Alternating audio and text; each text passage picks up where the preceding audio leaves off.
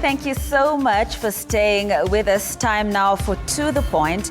And tonight on To The Point, we break down, oh, it's not here yet. We break down Movember. Here it is, okay? Now, listen, in case you think I got the spelling wrong, I'm not wrong, or the pronunciation wrong, I'm not wrong, or the editor didn't notice my mistake. That's not the case, because I'll have you know that according to Wikipedia, now Movember is a portmanteau word or a combination word from mustache and November, okay? So the Mo and the Vember creates Movember, okay? So Movember 2023 is also known as the Men's Health Awareness Month, which is an annual global campaign that encourages men to grow their mustaches and participate in various activities to raise awareness about men's health issues. Now, this event focuses on promoting physical and mental well-being among men, addressing issues such as prostate cancer, mental health challenges, and suicide prevention. And I want us to take a pause there, because this is where I engage my guests who are with me in studio. Mr. Alex Mwakideu, a media personality actually here at Radio 47 and an advocate of prostate cancer awareness. Karibu sana, Mr. Mwakideu. And of course, Dr. Julius Kimani, who is a relationship expert and a marriage counselor. Karibu sana. Thank you. Now, I need to mention that we are expecting Dr. Edward Sang, an oncologist, and Eric Amunga, alias Amerix. He is a men's health and wellness advocate. They shall join us, you know, but we carry on with the conversation regardless. So, straight on. Gentlemen, I don't know who's going to go first. You choose between the two of you. How have we been observing this month? We're growing any mustaches? I see the two of you. Is it intentional? Well, for me, actually, I had a beard, you know. But there's a project we are doing. We are shooting. That's why I had to shave. But November is all about keeping your beard and all that. So for me, this is not my look. This is a part I'm acting in this new project that will be coming out probably next week. But yeah, this is our month, and I'm glad you called me here. I'm grateful for this opportunity. And yeah, we are ready. Let's talk men issues. Right. Yeah. But the mustache, they let you keep it. Yeah, they did. Still on. They did, yeah, it's still on. Dr. Julius, is this intentional? No, but of course, I've always enjoyed the mustache for the longest time possible. And of course, now being Movember, then I think I will be more intentional on doing it. So I'm also grateful for the opportunity, because men, somehow, I think we are the neglected people. In a way or another, we either neglect ourselves or we are neglected because we are assumed to be strong. Mm-hmm. And so I appreciate this conversation, because I think there are men watching and we represent them. Most definitely. Yes. And I want you to expound that bit of we are assumed to be strong. I want you to expound. Of course, the traditional role of a man is expected that he should be strong, he should be a provider. And of course, we are looking, even in our nation, the challenge of a man being able to provide is actually more now than ever before. And of course, due to that role that you're expected to provide, even when a man is lacking, he finds it hard to reach out for help from other people. He would rather maybe go to a bank and ask for a loan and even ask from his wife. And maybe the wife has the money. Or maybe some colleagues who are ladies have money, but he finds it harder. And so that kind of an expectation that a man has to be strong makes it even harder for us men to seek for help.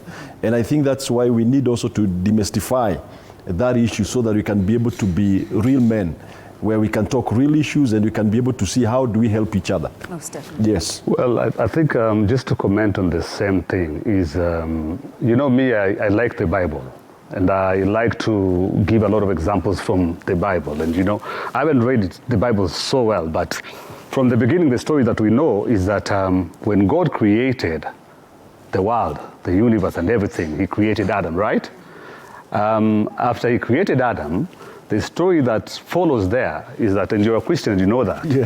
The story that follows there is that God saw that Adam was bored, was alone, lonely, something around that, yeah? that he was lonely. But he was probably like done with the creation. But just because Adam was lonely, you know, then he said, let me create Eve, so that Eve can be good company too. So Eve is just company. So, you know, just to answer that question, is that a woman comes in as company, you know, just to keep you, as a partner to keep you going. But your duties are still the same. As a man, you know, that duty of providing, being a man, hustling, going out, waking up, it will never end. There is no way it will end. You know, these days, at least, there is this thing about empowering women that is really big, and I love it. You know, women now are empowered, they're working, they're doing good job everywhere, but that does not make you relax as a man. You know, so mwanamume ni kazi na kazi ni kazi juu ya kazi tu. Okay, and now na hakuna kutoroka. Sasa Mr. Makidogo, sababu ume bring that up, I actually had it uko at the tail end because I wanted us to focus on this before. Lakini wacha tu to speak about it. Finances, yeah? Because there is the whole argument of, especially when your woman, when your spouse is earning more than you do. And most men are actually intimidated by that. And most men are actually very bold and would say that my spouse can never earn more than I do. But nowadays, times, you know, changed, days changed, things changed, and women earn more than men sometimes. Your wife could earn more than you. How is that for you? No, the issue about that is that, you know, your money is your money as a man. Okay? What you earn is what you earn, and that belongs to you and your family. You do not ever think about what your wife earns. That does not matter. Whether they earn 100,000 and you earn 20,000, your budget should be around 20,000. You know, you are home and everything you think about should be around 20,000, because that's what you have as the provider of that family, as a man. That's what you have, and that's what you imagine that your family has. Why can't you 120? Yeah? Why can't you consider the whole 120? Unless you work hard and get 120. Unless you work hard and get 120. 100 from the woman and 20 from you. You're saying we should consider the 20K, yeah? That the man earns. Why can't we just look at the whole 120? Why can't we consolidate the money? That's where the problem comes in. Once you start considering that the woman is earning 100,000, and you think that 100,000 that comes from the woman belongs to you or the family, that's where the whole problem starts. What problem? Hapo shida inaanzia hapo. Oh my goodness. You will be fighting throughout. You know, the best way to do it is to work hard and get to 150. Work hard and get to 150. Find a way to get to 150. If you can't, you know that you always have 20,000. Are you and Amerix on the same page? Because I hope he joins us, but there's a tweet from him, Juicy too, on October 14th, and he was like, at no point should your woman earn more than you. If she's a surgeon earning 500,000, yet you're a plumber, you should earn 1.5. Or as a plumber, build a surgical hospital and employ her. Earning less than her is suicidal. That's him. And of course, I'm quoting him because he should be on this panel. Dr. Julius, do you agree? I actually disagree. I don't know if I'm allowed, Victor, am I allowed to say what I think? But I disagree. No, I think, and that's the thing that is killing men. Because yes, you have put it very well that a woman was a company, but he said, let us make a help meet a helper. So this woman is supposed to help you. Now, if you don't accept the help from a woman, then you're destroying yourself, because God intended that woman to help you in some issues. Not, of course, to take the leading role, but of course to assist you. So I would not say that her money will be her money. Because if she's going to help me, there are times she can chip in. I will not go for it 100% and say, I need your money. But I think a person, you see, when I look at the word help, even biblically, it says it is somebody who is of equal strength with you, or somebody who is probably stronger than you. Because if I'm picking this seat, I will not ask somebody who is not strong enough to pick the seat with me. It has to be somebody of equal strength, or somebody who is the same, whatever. And that is what is happening with the traditional role. I'm banning. I need to say this. When we were having our marriage counseling sessions, that's what we were told, my husband and I, that for you to be a helper, you are probably even stronger than the person you're helping. And that's the reality is, and I'm saying, that is the traditional masculine role, which is, as he says, is a very good thing. It is important for you to be the head. And I usually say, if you are, as he has said, if your woman is earning 100 and you're earning 20, God is trying to tell you, you can earn 120. It doesn't mean that you remain there. Yeah. So work hard to get there. But accept the help of this woman in taking you some places. There are some guys I've met in counseling. But let me ask and they say, God, there are some Yes. There are some guys I've sat with in counseling, and they are like, I used to be this and that, very low, but my wife assisted me and pushed me to become even greater than her.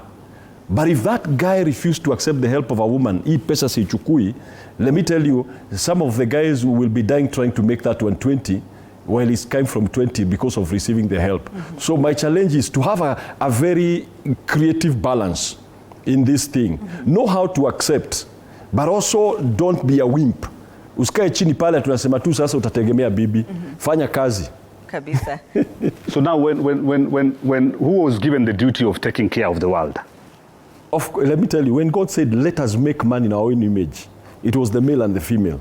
So we can't neglect out the women in taking the duty of the world. Now look today, my bro, and I know you are a hardworking man, but look at this world today. There are so many women who are unmarried because maybe the men took off, they didn't take responsibility, and they are still driving the world because they have taken the role. So what I would say is that the woman was meant to be a helper. So you are supposed to be the spearhead, you're supposed to be in front there. But now what kind of help? Don't die trying to prove manhood. But who is the provider in the house? Okay, let's who is the provider in the house? We're gonna remain stuck here. Let's move on. Let's move on. Sindio. And I know Manu, Mr. Inonda, you won't like this, but I want Dr. Sang to just join us. It's okay. Just join us, sir, on set, because this next one, I would like you, anywhere you want to sit is fine, Doc, but make sure you can see the screen, okay? The other side, please. The other seat with Dr. Julius. Yes, this is... so that you're able to see the screen. And Doc, I've called you in because we just started. You haven't missed out on it, but you have actually. The banter between the two was really interesting, but it's okay. Let's move on. So this day, this month rather, Movember, we address these issues: prostate cancer, testicular cancer, mental health challenges, and suicide prevention. How important is it that on this month, November and Movember by extension, we are addressing these, especially prostate cancer, in your capacity as an oncologist? Yeah. Well, cancer, if it's found early, is easy to treat and can be cured. But if it is found late, then that's where the problem comes in. So usually when we have awareness like this, then we can have people go for testing. We can pick those who have early signs of cancer, and that is easier to treat. And not only prostate cancer, we have colon cancer, stomach cancer, and other cancers which can be picked early. We can also pick other things like high blood pressure, diabetes, and all those which can affect somebody's health. Right, okay. And I started by asking the two gentlemen about their mustache, which I see you also have. Is it intentional? Is it because it's November? Tell us. No, that's just what I do. Oh, great. Okay, all right. So let's move on, guys, with to the point. And of course, Movember provides a platform for men to discuss their health openly, seek support, and take proactive steps towards a healthier and happy life. Now, our next slide. Movember is celebrated throughout the month of November each year, like you know already, because I have said it a million times. And in 2023, men from around the world will unite to participate in Movember, starting on November the 1st until November the 30th. That is the end of this month. Now, let's take a look at matters still on men's health and wellness under Movember. And surveys from around the world find that males everywhere are reluctant to talk about their mental health and are more likely to die by suicide than females.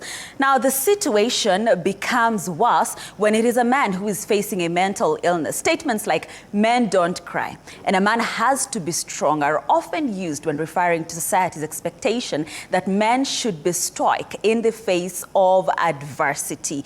And I want us to pause there again, Mr. Inonda, because you three gentlemen need to react. Men don't cry. Have you cried in front of your wife? Well, I think I have cried Once. I think once in my life. Why? There was a time I cried. Yes, there was a time I cried. I lost my mom in 2019. The cancer. Then also my sister, Amy, same year, to cancer. So that's why cancer to me is a serious issue. Right. And that's why I'm really advocating for men to go for that early test.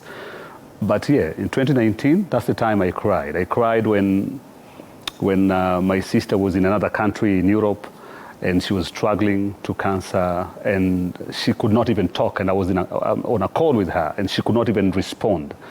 That to me, yeah, made me cry at that particular time, yeah. I got into my car, locked the car completely. It's a tinted car, and I cried inside. But my question, sir, was whether you did it in front of your wife. No, I was alone. Why? I've never cried in front of people. Why? Because men don't cry. That's what I don't want to be honest, to I've hear. never cried in front of people. Why? I was at some bar in Langata, to be honest. When I made the call, I was standing somewhere far away. Then I got so emotional. Nikaangalia watu nikasema hapa hapana. Nikaingia kwa gari immediately. Lock myself in, AC, tint car, and I cried. Oh, goodness. But why? Honestly, because men don't. You have an answer. That's the Hawezi answer. kulia tu. Men don't. Hawezi tu kulia. Are you getting? You can't just cry. Even when my mom passed on, even my wife would tell you, she didn't see me crying anywhere. You know, I was just there. I was just there, trying to organize everything. Yeah, I'll cry when I'm stressed at work. I'll go home and cry. When whatever happens, I'll cry. That's the only time I remember myself crying, to be very honest. That's in my entire life. My goodness. Yeah. Dr. Sang, I know you're here as an oncologist, but you're also a man. So we have to speak to this. Do you also think that men should not show weakness? They should not cry in front of their ladies and everyone else? I think, especially if there's an issue, trying to hide it in or hold it in does cause problems. And so you might not be comfortable to cry in front of others, but there must be a place where you're comfortable. But your wife? That's not a problem. And would you do it? Definitely. And even with... Have you done it? Yes. Even if I'm watching a sad movie... Really? I can shed tears, but... okay. When you're watching a movie? Yeah, if it's a very sad movie, I can find myself... Okay, no, we're not laughing at you. We're laughing at you. Yeah, but I feel, especially with the suicide and mental health, we've lost colleagues even to mental health, to suicide. And so you always wonder, could there be something we could have done? Was there some signs that we missed? And so I think allowing somebody to be free and to be able to talk and to express their problems, I think that helps, so that we don't lose somebody because maybe they felt they were not able to be open enough in front of other people. Right. Yeah. Dr. Julius, has Dr. Jane seen you cry? No. Ajaiona. Let me tell you, she's the same thing. I expected you to say yes. Imagine ajaiona. Kwa nini? Hiyo, unaona hiyo kitu? Ya men don't cry. I have cried, yes. And sasa, si wewe ndo unatuambia mtu ni helper. Mwenye ukiwa na issues unafaa ukuje kwake, umwambie kunaenda hivi na hivi babe, unamlilia, anakupanguza machozi. That's how it should be. My God, hiyo kitu ni ngumu. In fact, wanaume, El Nino is helping a lot. You see, because the only place now tears, unatoa machozi kwa barabara, lakini they think it is rain. And that is the reality of life. And unless we change, like the way Doctor is saying here, where you change the narrative and you tell, I remember, like what he's saying, I remember losing my brother to suicide. And I could see my dad holding strong. And I remember holding his shoulders and I told him, it shall be okay. And that is the first time I ever saw my dad shed tears. And I remember I joined him because I could feel the pain. Of course, it's not the crying, ile iko serious, bado najaribu kuwa strong. But I remember my daughter looking at me, and I know she was looking at how I would react. And she was also holding strong. My son was holding strong. But eventually when they saw tears in my eye, they were able also to say they are feeling sad.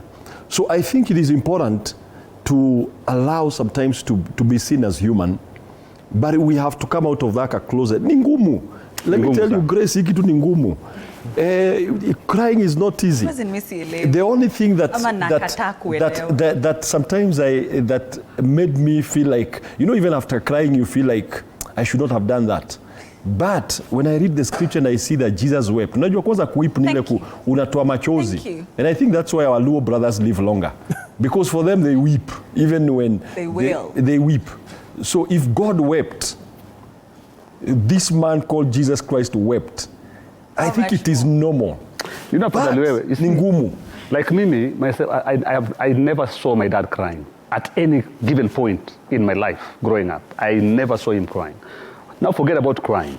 I never even saw, to be very honest, my dad going to the toilet. I didn't even see him going to the toilet. I'm being very honest. It's not that this is a man I would see walking in from work, anakuja natuangalia, he says hi, he's in charge. After that, he goes to bed. Paka nilikuwa nashangaa. Growing up now, I'm a grown up, I'm thinking, Umuda alikuwa enda talu kwani? Alikuwa enda talu wapi ama sangapi? Those are, wale wazee, they used to wake up very early in the morning, I believe. Now that I'm a grown up, because I'm the last born at home, so he was an old man. So now that I've grown, na mimi alikuwa enda asubuhi, so that nobody sees him. You get, as in even that. So that's how... This new generation of fathers, are you changing that? I believe it's happening, but for you, for instance, have you changed that such that hata mzae haonekani, anatoka asubuhi 5, anaingia midnight, senye kila mtu amelala, like you say, you didn't even see him go to the loo. Are you changing that in you? I'm changing it completely. I am changing it. I can't live the way he lived his life. I'm changing everything, but just that bit of crying is where I'm still struggling. Maybe one day. Are you working on it? Is she, I don't even have mentioned this with your wife. Is she going to see you cry someday? I don't know. Maybe she will. By the way, you don't cry tears of sadness kila time. Ata tears of joy mwa kidogo. Kitu poe kiku happiness, you just go cry kidogo. Wallahi, ata sometimes natamani. There are moments when you feel like, now this is the moment for me to cry. I should be crying now, but, inakata kabisa. Sawa. Okay, let's move on because I know we are due for a break in about 2 minutes, right, Inanda? But, Sindo? Okay, in about 2 minutes, Sawa. Let's just move on. And according to the World Health Organization, that is WHO, males die by suicide at twice the rate of females. Let me take that again. Let me take it again, Manu. Males die by suicide at twice the rate of females. And high-income countries have the highest suicide rates among the males. Now, this next slide is on statistics from the United States, where males make up nearly 80% of all deaths by suicide. This is a report by the Centers for Disease Control and Prevention, CDC. And of course, males die by suicide 4 times more often than females do. And that is in the United States. We shall get to Kenya. We always have statistics from home. But a quick reaction to these stats, that it's not just here in Kenya, it's not in Africa, it's beyond, it's global. Before we take a break, I think 30 seconds each. Doc, you go first. Oh, yeah. So I remember some family friend in Germany had to go for surgery, and the doctor told her, I'm going on holiday, when I come back, I'll do the operation. When she went for the checkup, she was told the doctor jumped off a building and died. And so for me, it was quite shocking that in a country like that, where we feel we all want to be or to emulate, somebody could also die by suicide. So I think those statistics do show us that it happens also there. I know Japan, it's quite common. And so it's probably something we need to understand. Right. Yeah. Dr. Julius? Actually, it's very real. I think last week I was in somewhere and they were saying that 4 guys from the same village have committed suicide. And the reason you find women attempt suicide more than men. Attempt, yeah. But men die from suicide because they usually take crazy and more dangerous things. They'll shoot themselves, they'll jump off a bridge, they will jump on a road. So that happens. And I think it's something that we need to look deeper and ask ourselves, how can we prevent this thing? Yeah, I think being a radio presenter, of course, every day I read these stories. Actually, I know the story you're talking about. There were 4 men from the same village. One was 60 years. The other one, I think, was 48 years. The other one around 50, a sub-chief. You know, people just committing suicide from the same place, I think, around central Kenya. One of the biggest things I've always said and I've always told my listeners is that as a man, you need to find people around you, a family, a small family of men where you talk to. You know, I think the biggest problem is people don't talk. You just don't talk. You're quiet by yourself. Ukianza kuna mtu ameanza kuwa peke yake, kimya kimya. Before you know it, there's a story. Sure. Yeah. Okay, so let's take a break at this point. We shall definitely come back with more on To The Point and more with my guests. But let's take that break. Stay with us.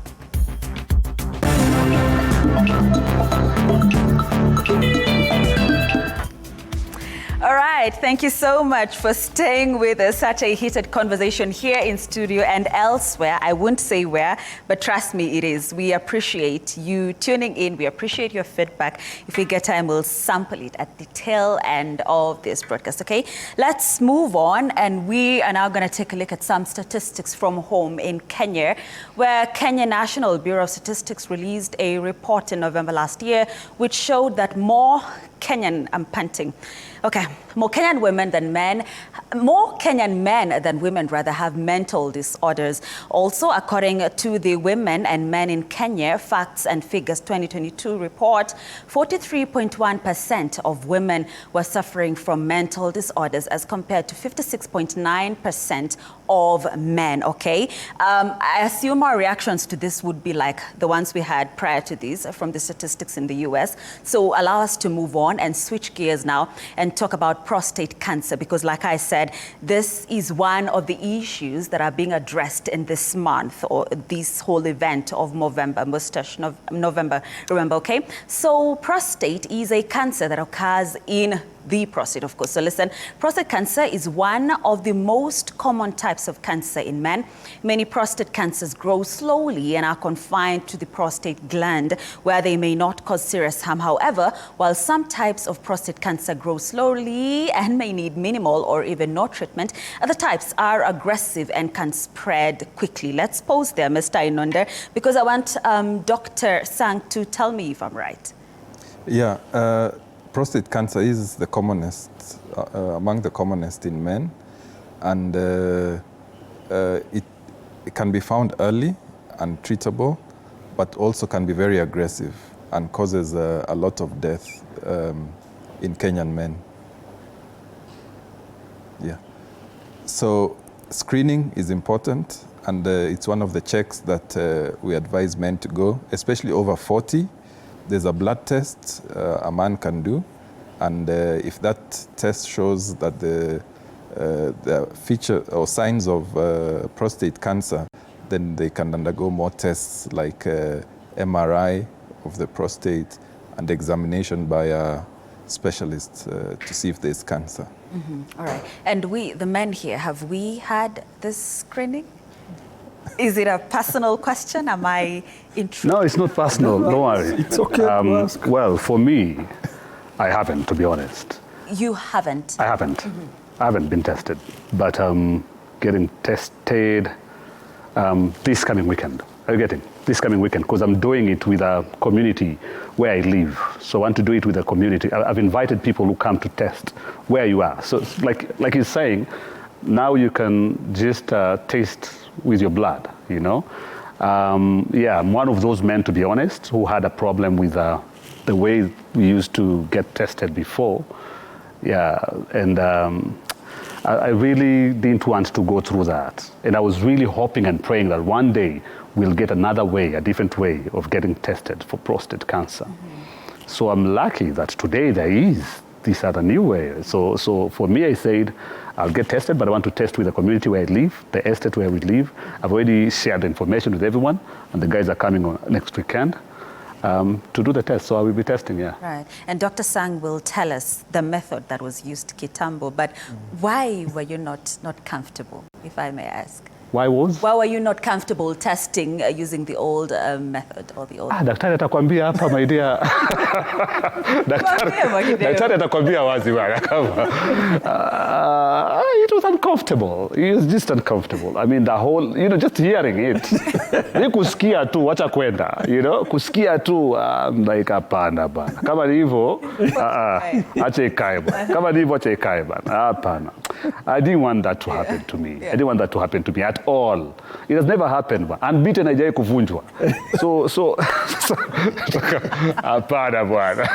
Which method? Hapana bwana, hapana. So amekataa. Yeah, so the way it was tested before is by a rectal exam, it's called digital rectal exam, where a finger is put into the anus, and then the doctor can actually feel if the prostate is enlarged.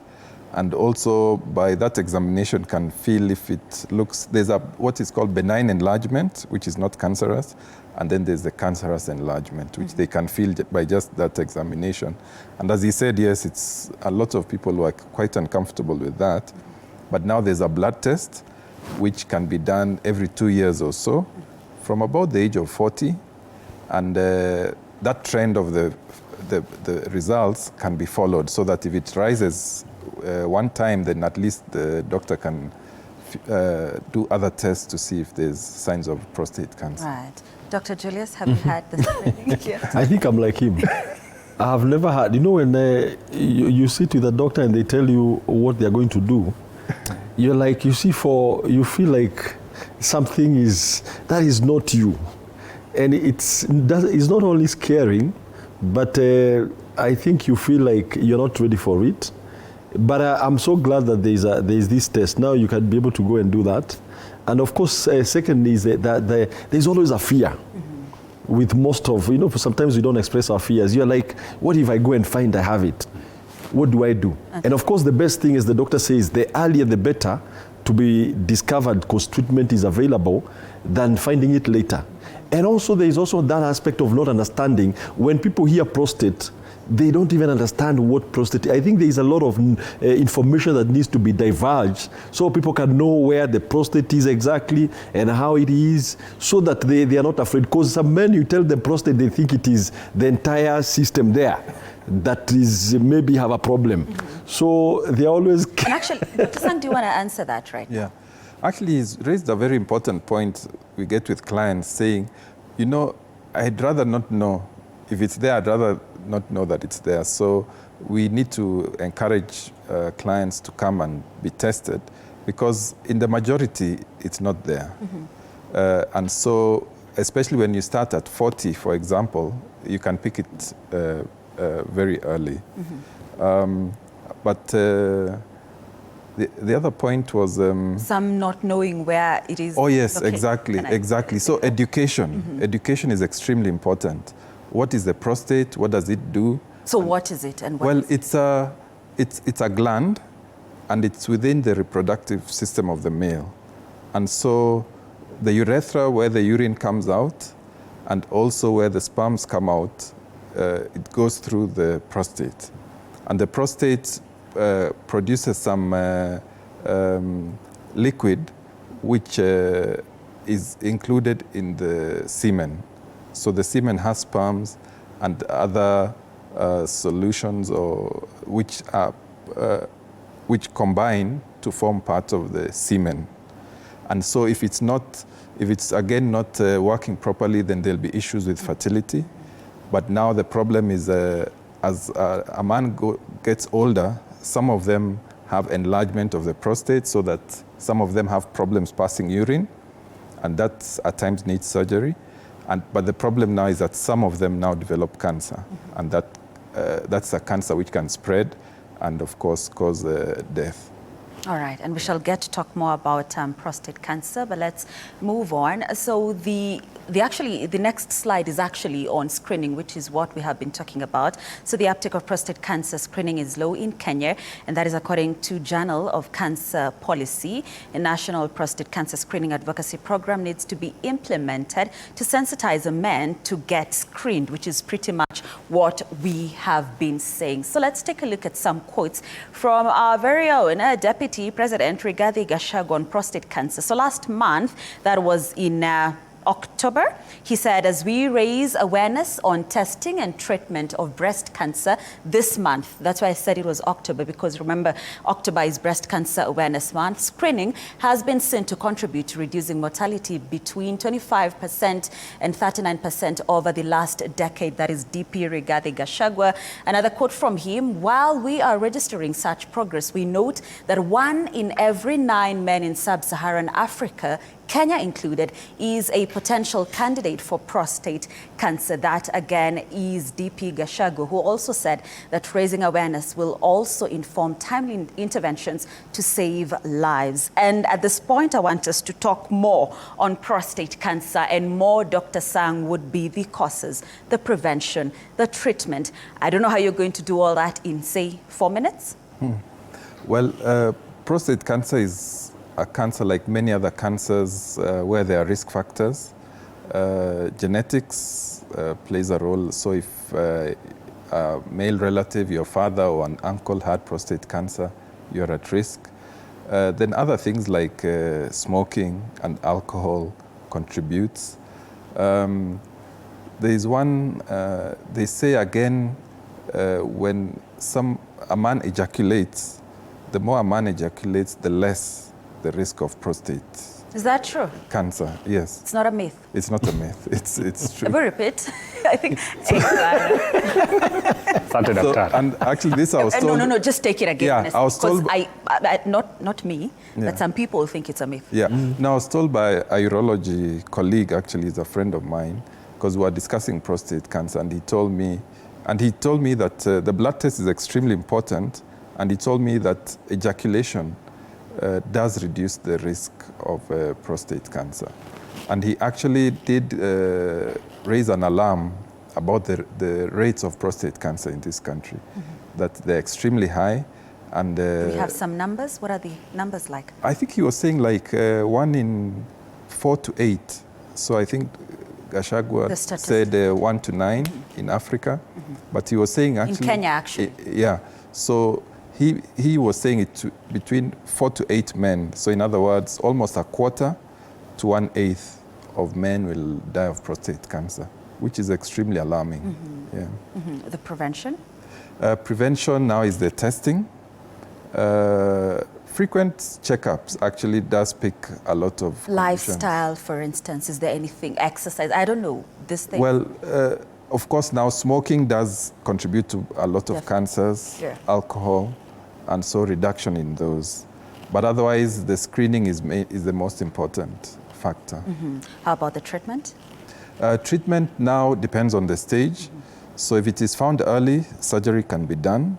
And now we have quite a lot of doctors in Kenya doing those operations. If it's late means it could have spread to the bones, to the lungs, to the liver, then now mainly chemotherapy. Sometimes they do surgery just to allow the urine, somebody to pass urine, because it has blocked the urethra. But mainly now radiotherapy and chemotherapy would come in for the more advanced stages. How about prostatectomy? Yes, so prostatectomy is now the removal of the prostate, but that is only if it's an early stage, meaning it's confined, so you can remove all of it. But now if it has left the prostate and gone further away, then that surgery alone would not remove everything. So you'll remove the prostate, but you'll leave some tumor either in the lymph nodes or in the bones, which would need further treatment. And there's a question that is intertwined to that, which I guess I already have the answer. Can one live without a prostate? Yes. Most definitely they can. Yeah. Of course, the condition does affect men who are a bit older in age. It's very rare to get it below 40.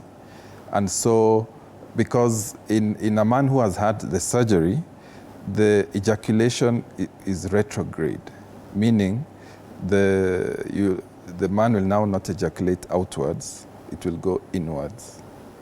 So, in other words, he'll not be able to sire children after the operation. Yeah. So, fortunately, this is a man who has already had the number of children that he wanted. Yeah. But if it happens to someone who has not, then that would be a problem. Too bad. Yeah. Okay, we have so much to talk about with so little time. 12 minutes left. I just can't believe this, but it always happens. I want us to switch gears and talk marriage or relationships, yeah? Because one of the reasons, or most times, it is said that we, the women, sisindo tunawa stress. I don't know why people say that. Is it true? I mean, from your counseling sessions, Dr. Julius, I mean, with the men, have you had them complain about the women? Have you had them complain that tunawapatia pressure unnecessary? Now, let me say this. Sometimes, of course, pressure can come from different sides. But when a woman, one of the things even the Bible says, is especially when a woman is nagging, that means you keep on saying the same thing so many times. And at the moment it passes 2 times, it has entered into the level of nagging.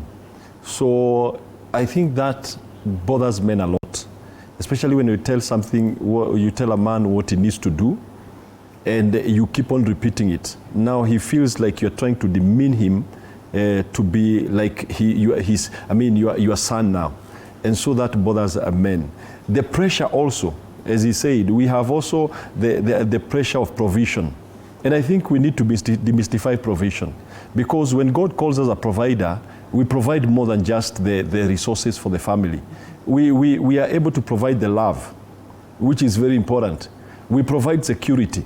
You can have a man sitting in his home and he does nothing much. He provides maybe the resources, but he doesn't talk a lot. But the presence of that man in that home. Presence and presence. Yeah, present. He does the present, and maybe not much, but you find the presence of that man creates a security feeling to the children and to the wife. There are people who can't sleep until the man arrives home. And you only realize the power of that provision when the man exits the world. You realize we're being protected. There are women who have downplayed the command who comes home drunk.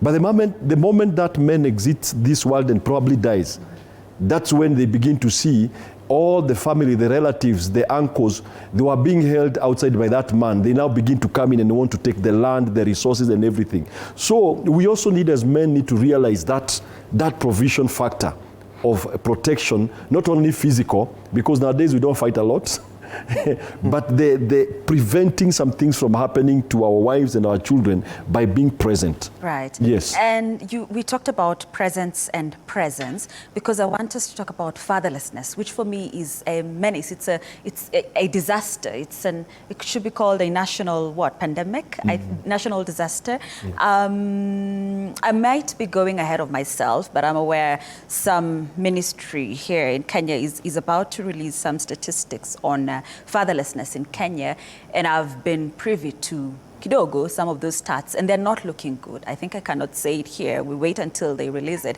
but we're not doing well. There's so much fatherlessness. Is that correct English in Kenya? Why is this? Why do we have so many deadbeat fathers? Let me hear.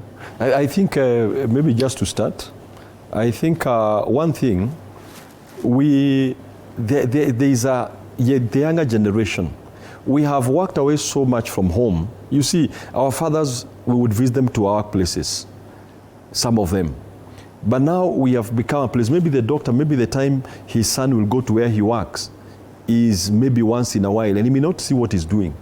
My brother here, when he's doing his journalism, maybe I don't know whether there's a policy where they can allow their kids to come in.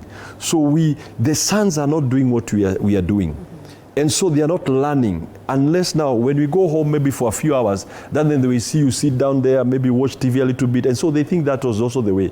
So there is a need for mentorship on being fathers, men doing their role in teaching the sons to be fathers, because they are not able to go to their workplaces.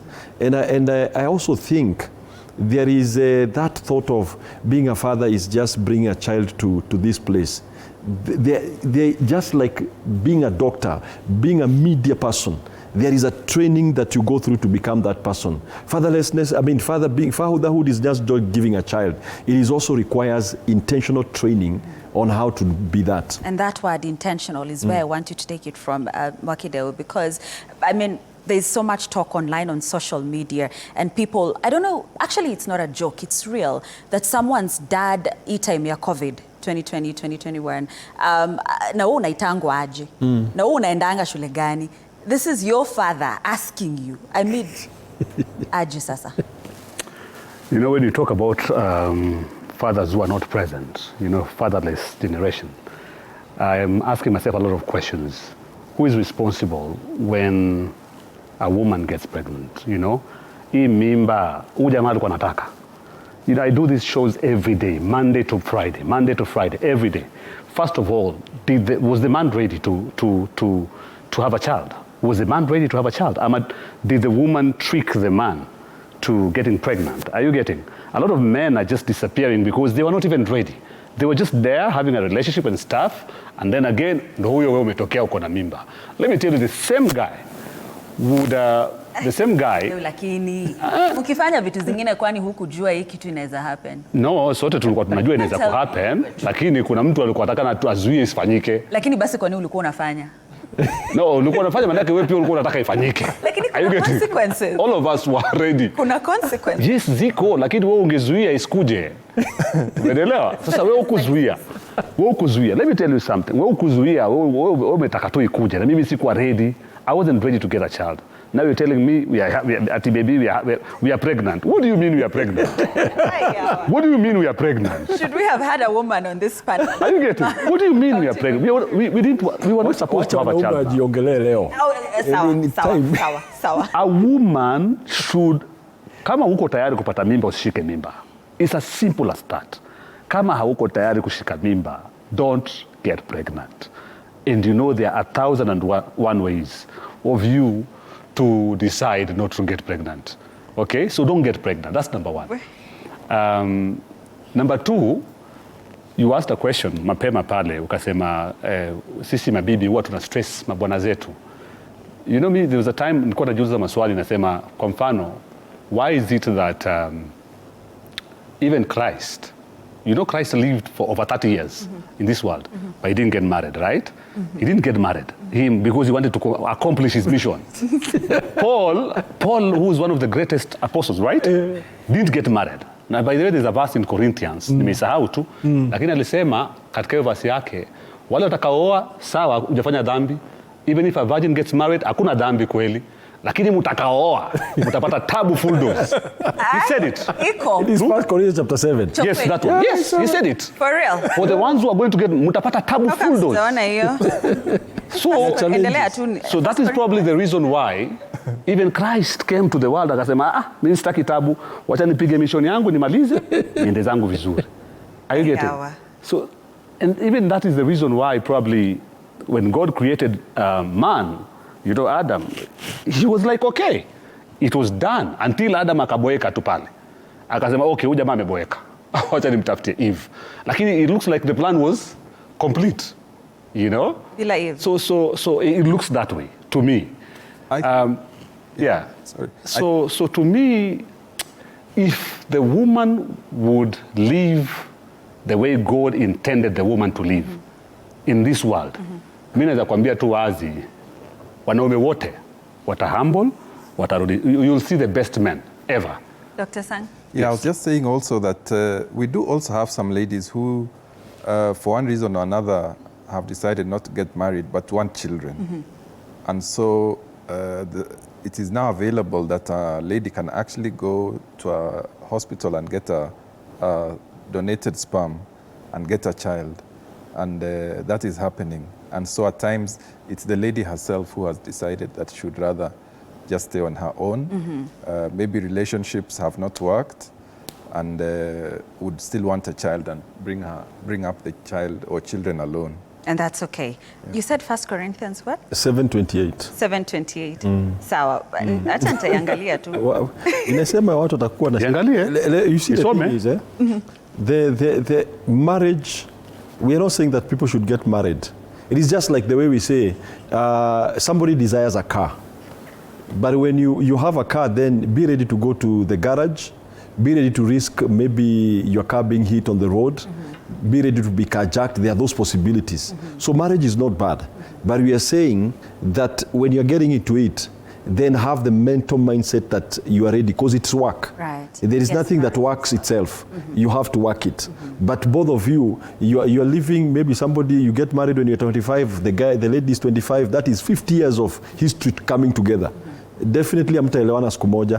You'll do a lot of compromise and a lot of there'll be disagreements, but eventually you have to be the one who chooses how to work it out. Sawa sawa. Now gentlemen, we have a minute left. Can you imagine? So I need your closing remarks, 30 seconds each. But for you, Mr. Mwakideu, I would like you to speak to alcoholism and the menace. Actually did have some statistics here. We had a show on alcoholism about 2 weeks ago. Where are they? Alcohol being the most abused drug in Kenya. 1 in 5 male using alcohol, and the most shocking bit was 2.6% of primary school pupils use or abuse alcohol, 3.8% of secondary school students use or abuse alcohol. That is here in Kenya. So as part of your closing remarks, in 30 seconds, I start with you.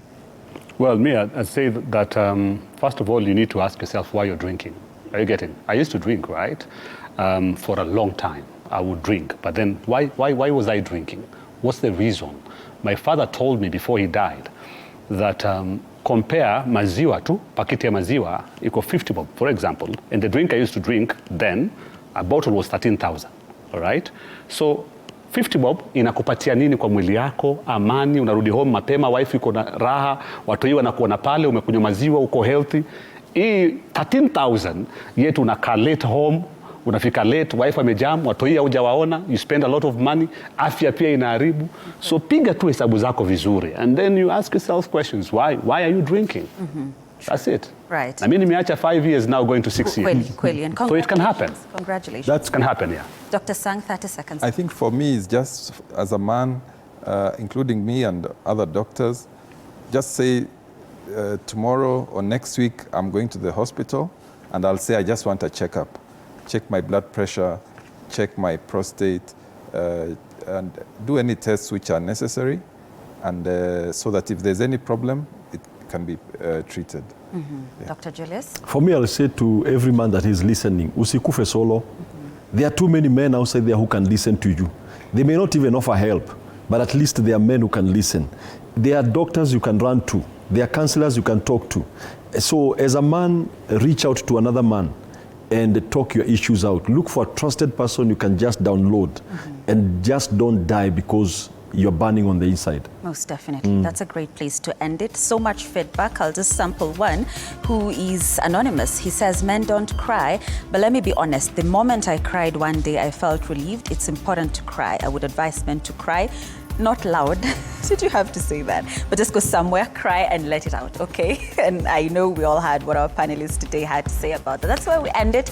Thank you so much for tuning in. Thank you, gentlemen. Dr. Julius Kimani, a relationship expert and a marriage counselor. Dr. Edward Sang, who is an oncologist. And of course, Alex Mwakideu, a media personality, our very own here on Radio 47 and an advocate of prostate cancer awareness. Thank you for your time, for your company, for your feedback. I appreciate it, okay? Thank you to the entire crew that made this production a success. My director is screaming in my ear, telling me men don't cry, men don't say goodnight. Do you guys say goodnight? Mnasemanga? Mnasemanga? Hey. You know ndo wanasemanga bana. Wewe ndo usemangi uko peke yako.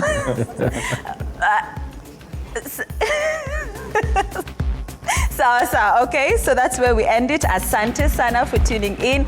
My name is Grace Kuria Kanja. I'll see you again next week. Same time, same place. Blessed night.